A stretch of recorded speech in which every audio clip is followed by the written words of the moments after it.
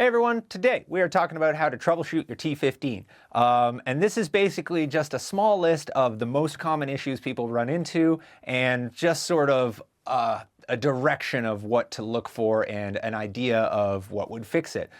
This is going to be kind of vague, kind of generalized, and it's all basically based off of like the most common questions I get asked and the most common questions I see in like, you know, the Facebook groups for T15 owners and stuff like that, just the ones that seem to be the most common. So if you've got some weird, super specific, bizarre issue, probably not going to cover it. I'm just going for the most basic stuff, the stuff that kind of happens the most often. And we are going to start off with if your marker either does not recock when you fire it or if it sputters while you're firing it. So what I mean by that is if you pull the trigger and it like air comes out, it'll shoot, but then the bolt does not recock, and so you have to cock the marker again in order to shoot again. Or alternatively, if you pull the trigger and it's going like brah, brah, it's, you know, you're getting more than one shot, it's kind of bouncing on itself. That can be caused by one of two things. It is either your recock valve or it's the output pressure of your tank. And most of the time, it's the output pressure of the tank. But the recock valve can also be the culprit. If you have more than one air tank, the easiest way to figure this out is literally just try a different air tank. If the problem goes away or the problem changes in any way, it's like it just behaves differently when it's a different air tank, output pressure is almost guaranteed to be your issue. Now, if the tank doesn't change anything, if you can use a variety of different tanks and the problem always persists, then you're probably looking at the recock valve. So to change the recock valve, we'll show you some pictures or some close-ups so you know what I'm talking about. You just have to remove your upper manifold, put a little Allen key in there, and then just open it up a bit so there's just a bit more space in there. If you want to open it up all the way and just see if that does anything, by all means you can do that. You're not going to damage anything. But if you can open that up and nothing changes, then it's probably not the recock valve. In that case, it's going to be your tank output pressure. Now, with a T15, you really want to have an output pressure of around 850 PSI. And if you're using a full auto kit or a remote line, you want more than that.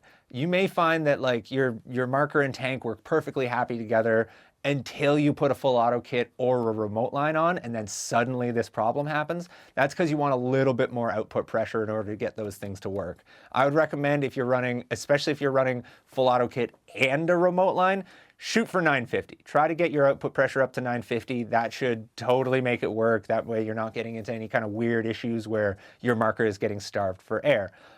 So yeah, if it's sputtering, if it's not recocking, chances are it's either output pressure or your recock valve. And both of those are easy things to fix.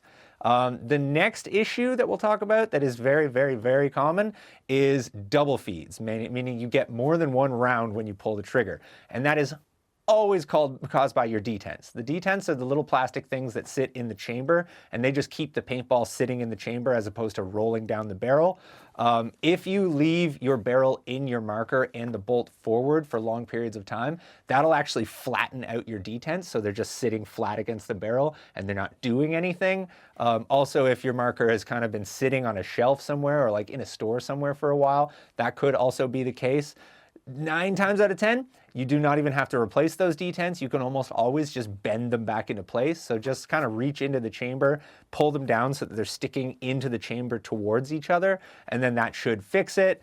If they don't want to go, or if maybe they're damaged, maybe one of them has just been sheared off entirely, you'll have to replace them, but they're cheap. It's not a big deal.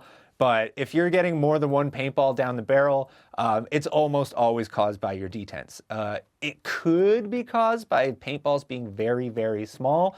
But again, you can basically compensate for that by bending the detents even more into the chamber. That way they'll hold that paintball in place.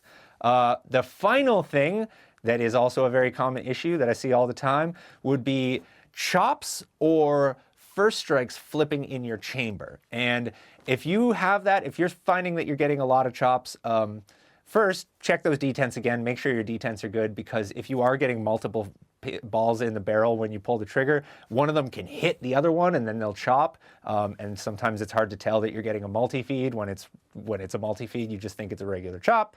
But yeah, if you're getting chops in the chamber of the marker, not in the barrel, but right in the chamber, or if you're having first strikes going into that chamber not oriented correctly, like they're pointing straight up or straight down, most of the time it's either your magazine or your mag release. First thing I would check is the metal plate on top of the first strike mags. You want to make sure that doesn't wiggle. It's got to be nice and snug and secure. If it does have some wiggle to it, that's going to cause feeding issues. We actually did a video on how to fix that. So if you are having those issues, check out that video. It's a really easy fix. It's not a big deal. But if you don't fix it, it'll cause all kinds of problems and you'll hate it. If it's not that, if that steel plate is like nice and solid, then it could actually be that your mag release needs to be adjusted in order to hold those magazines in, securely. You'll know if it's the magazine release if when you put that mag in, if it's got a bit of play to it, like if it feels like you can pull it up and down and it's got a bit of room to wiggle, that's probably your mag release that needs to be adjusted. What that does, if it's got that wiggle or if that top plate is wiggling, it means that when that magazine is in the marker, the pawl that actually like has to be depressed to let the paintballs out isn't being entirely pushed back. So part of it is sticking into the mag. And then when the first strike goes past it, it flips the first strike up, goes into the chamber, and then you absolutely chop that first strike and make a big mess in your marker. So you want to make sure that when the mag is in, it's nice and secure up there. It doesn't have a lot of play to it. If it is the mag release that needs to be adjusted, if you're using a stock mag release, it's actually really, really easy. You're just going to want to push in on the mag release button all the way, like as far as you can push it, and you'll find that the other side of the mag release comes right out of the mag well, and then you just want to screw it in like 1 or 2 turns clockwise, and then that'll bring it in a little bit tighter. That should keep the mag in place. If you're using an aftermarket mag release, you're gonna have to figure that out. There's probably a way to adjust it, but it depends on the mag release. Stock mag release, super easy. Just push the button in all the way and then just give it a twist. That should fix it. I'm gonna give you one more tip. This is much more rare. This almost never happens, but when it does happen, it has a tendency to vex people, and they're like, why is this happening?